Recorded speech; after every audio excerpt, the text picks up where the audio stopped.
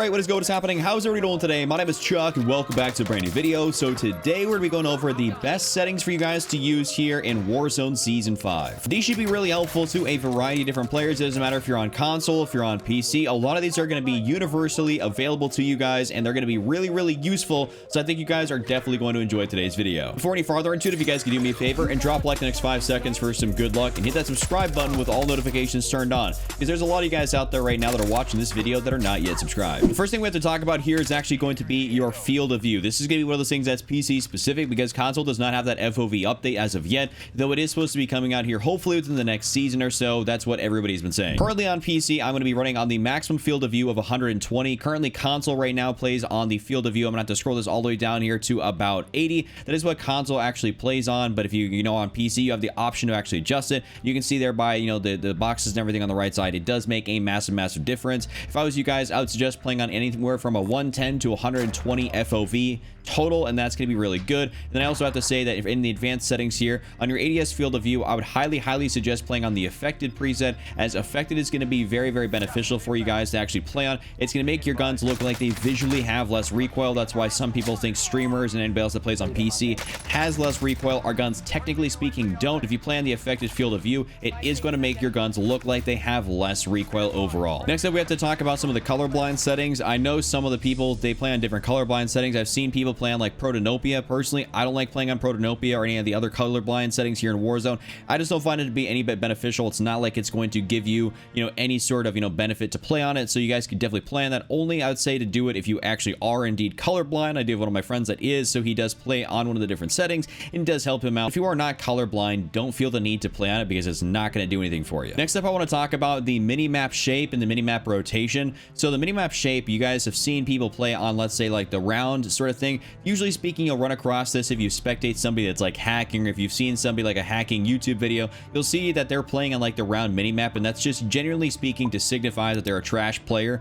So if you're playing on the round mini-map shape, I would highly suggest you move this over to the square. Even as you can see in comparison to the circle there, the square has much more of a field of view. You can see much more of what's going on around you, so there's no reason you should ever be playing on anything besides square. Always play on the square mini-map. And for those of you guys that are going to be on PC and you're wondering kind of what some of my graphics settings are, I do actually play on a 144 hertz refresh rate monitor. That's why that is locked at 144. I have an NVIDIA GeForce RTX 2080 Ti. It's the 11 gigabyte turbo version. I just play on 100 resolution of 1920 by 1080, though I would like to be able to play on 1440p, as that makes your game look incredibly clear. But I think I need to do some upgrades on my computer for that, or just run a dual PC setup. Then of course there's a bunch of different stuff down here which I'm just going to kind of casually scroll through, because I know a lot of people out there are going to be playing on console and this is not going to be super beneficial to them. So if at any point you want to stop and kind of just be able to take a look at this and screenshot some stuff, definitely feel free to do so. But I should mention that also these two right here apply to console specifically and PC.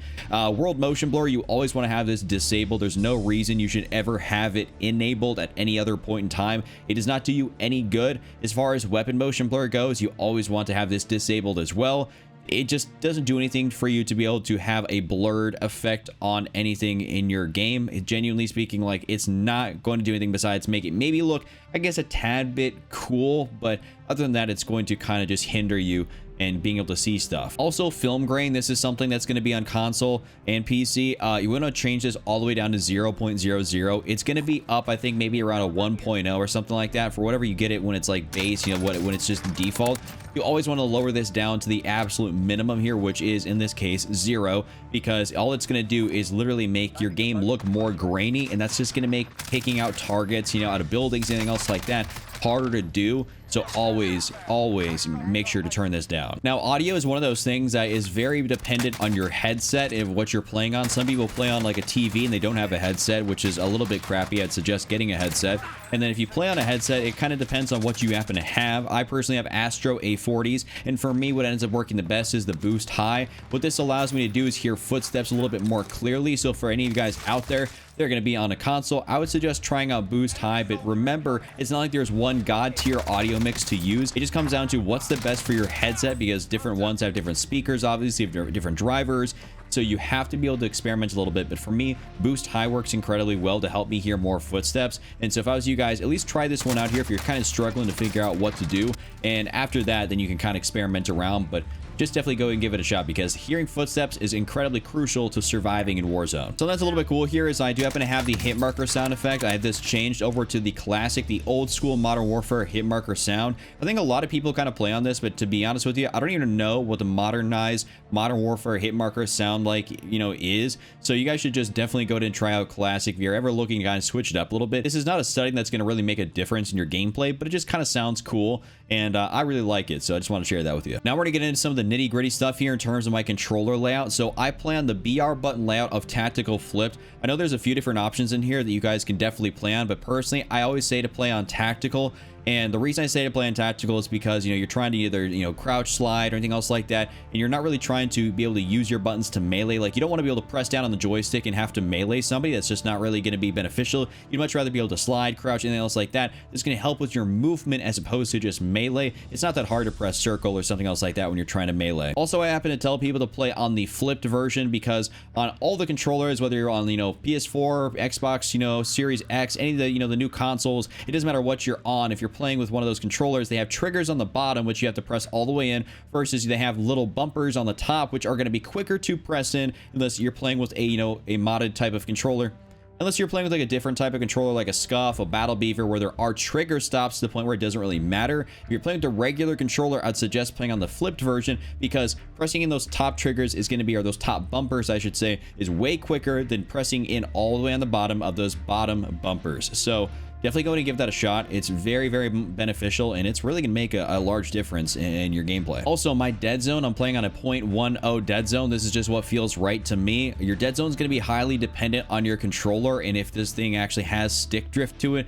One of the best things you can do is go load into like a private match in Warzone, just be going into the plane, load up your mini-map. If you put your controller down while the mini-map is open and you see, you know, your thing actually moving on screen, that means you have to adjust your dead zone. So basically adjust it to the point where it doesn't end up moving anymore. But just remember, if it gets high enough, you're going to start really hindering your like in-game movability and everything like that, and your in-game response.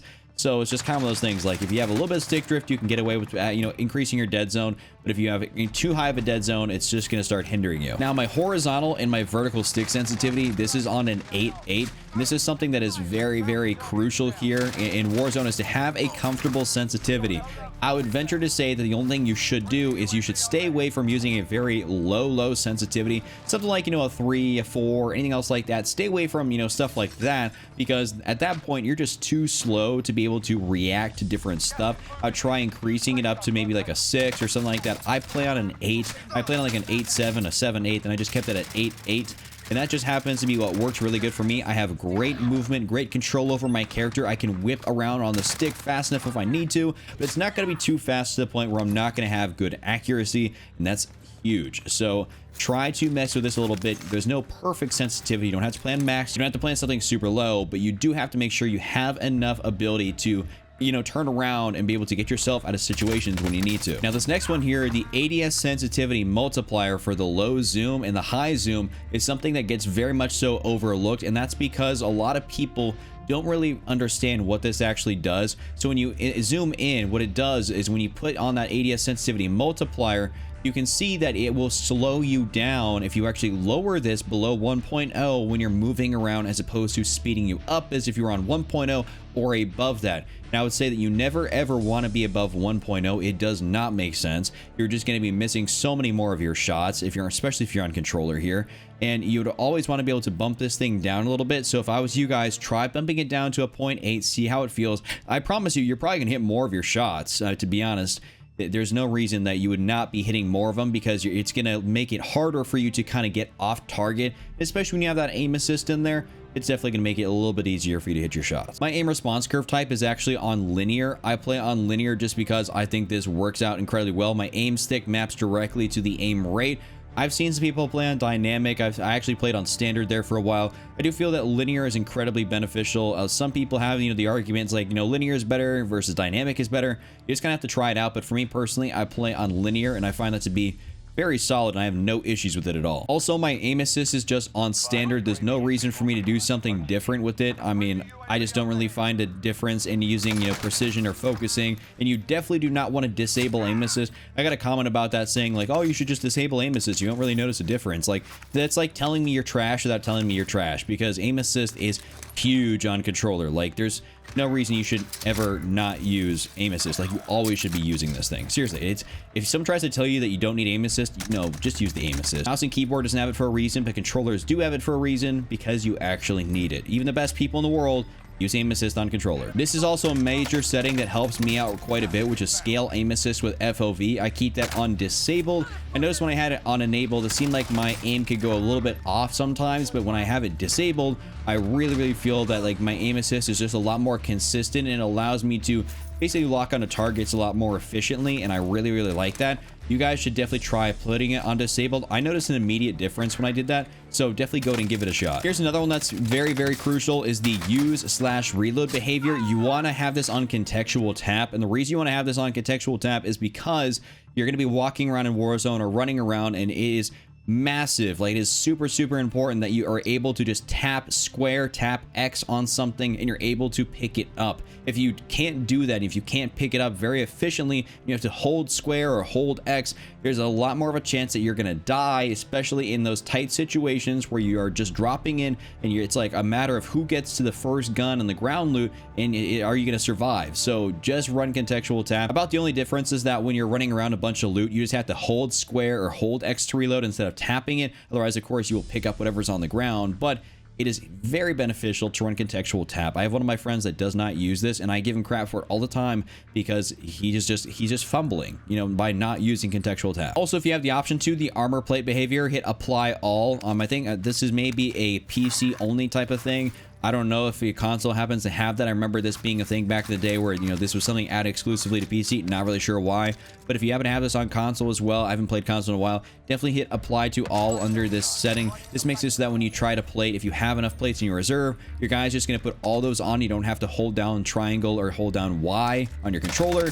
So just go ahead and do that. In my movement, my slide behavior is on tap, and the reason it is indeed on tap is because this is what's going to allow me to do my crouch slides or my slide cancels, and that's just because you have to like tap, you know, and press X or something like that, and that's just what it allows you to do it. If you have it on hold, you're not going to be able to slide cancel. So if you want to slide cancel, have to throw it on tap, because that is what is going to allow you to do all that extra movement stuff, which does come in very clutch in some certain situations. Also, for my automatic tactical sprint, I have this on enabled because, you know, automatic tactical sprint is very nice. You're going to run into a lot of situations where automatic tactical sprint is going to save your controller. I know I kind of give my controller a little extra wear by doing, you know, all my crouch slides, my slide cancels and stuff like that, but having automatic tactical sprint saves me from having to mash in my other sticks and everything like that just to be able to run. It's so nice to be able to just press the stick forward and have you run. I mean, there's no reason not to have it on. And that's all the settings I got for you guys here today. Hopefully you've enjoyed the video. If you did, give it a like, hit that subscribe button with all notifications turned on, and just remember, triple cap, don't be Randy, and I'm out.